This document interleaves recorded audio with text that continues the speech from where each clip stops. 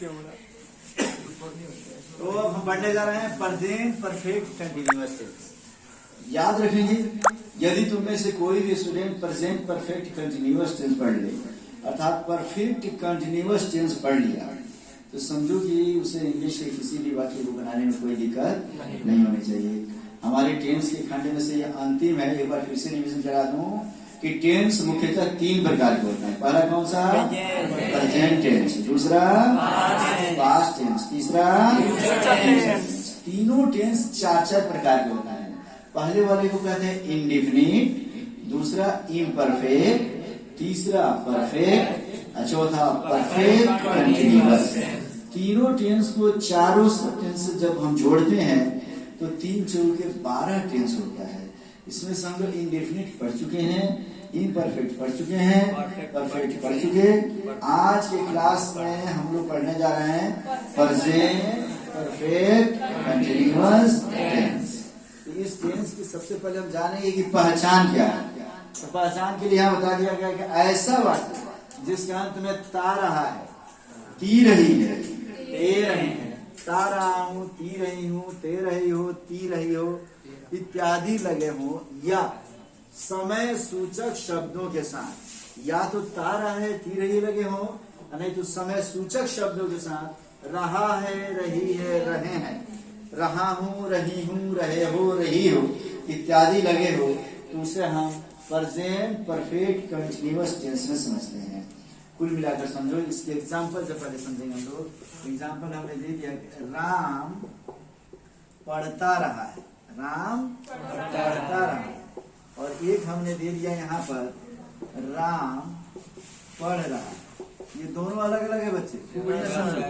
अगर हमने कह दिया कि राम पढ़ रहा है, तो रहा है, रही है, रहे हैं इत्यादि रहे, तो इसे हम कहते हैं प्रेजेंट परफेक्ट या कंटिन्यूअस या प्रोग्रेसिव।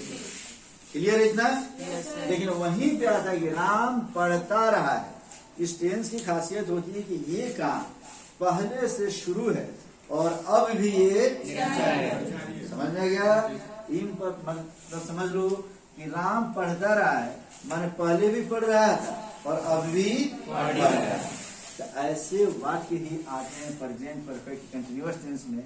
इसे हम रखेंगे और इसे हम मानेंगे प्रेजेंट इम्परफेक्ट टेंस। लेकिन हमने लिखा है कि समय सूचक शब्दों के साथ अगर कोई ऐसा वाक्य रहे जिसमें तुम्हें रहा है, रही है, रहे हैं लगे हो, जैसे राम पढ़ रहा है, और उसमें कोई समय सूचक शब्द जोड़ दें, जैसे हम कह दें कि राम, यहाँ मैं जोड़ दे रहा हूँ, 4 बजे से पढ़ रहा है। कब से पढ़ रहा है जी? 4 बजे से। तो जैसे ही समय सूचक शब्द जोड़ेंगे, समय सूचक शब्द जोड़ने के साथ ही याद आएगा प्रेजेंट परफेक्ट कंटिन्यूअस टेंस में। जैसे वह 4 बजे से पढ़ रहा है, वह सोमवार से पढ़ रहा है, 2 मिनट से पढ़ रहा है, वह 5:10 से पढ़ रहा है।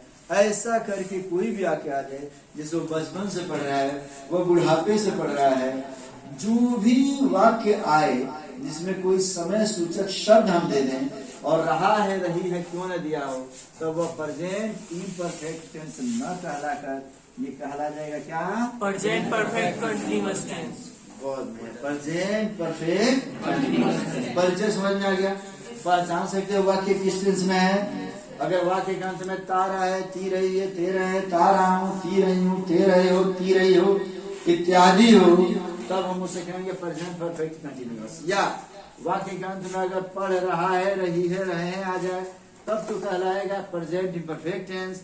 लेकिन उसमें समय सूचक शब्द हमने डाल दिया कि हम लोग 8 बजे से पढ़ रहे हैं, हम लोग 2 घंटा से पढ़ रहे हैं, सोमवार से पढ़ रहे हैं, बचपन से पढ़ रहे हैं, ऐसा कोई समय सूचक शब्द आ जाए, तब वो कहलाएगा प्रेजेंट परफेक्ट।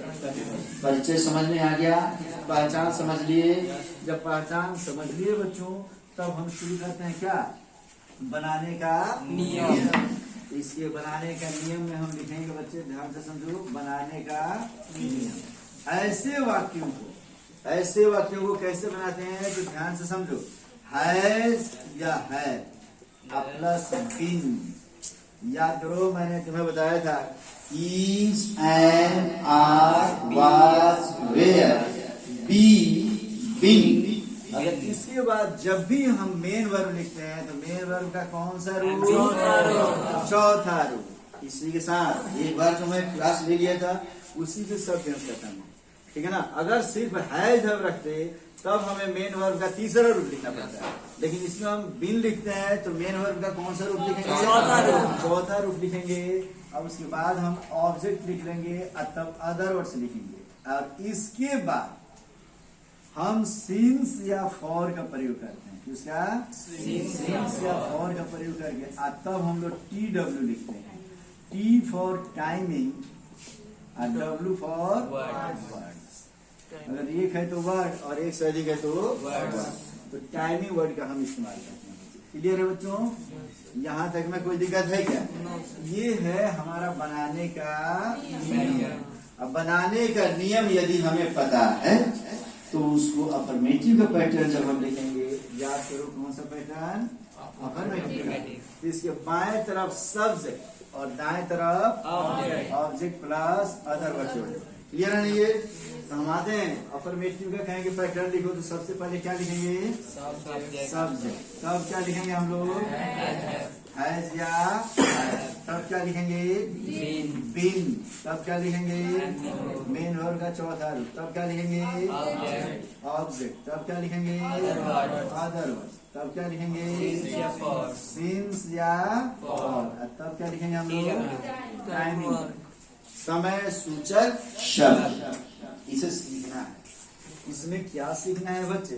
हैज का प्रयोग हमें सीखने की जरूरत नहीं है, हम सीख चुके हैं। ही सी इट के साथ हैज लगाते हैं, बाकी सब के साथ हैव लगाते हैं। बीन लगा दिए तो मेन वर्ब का चौथा रूप रहेगा। फिर से मैं बता दूं, मेन वर्ब के चौथा रूप कब का प्रयोग करते हैं? यदि वर्ब के जगह पे यहाँ पर मैं बता दिया is, am, are, was, where,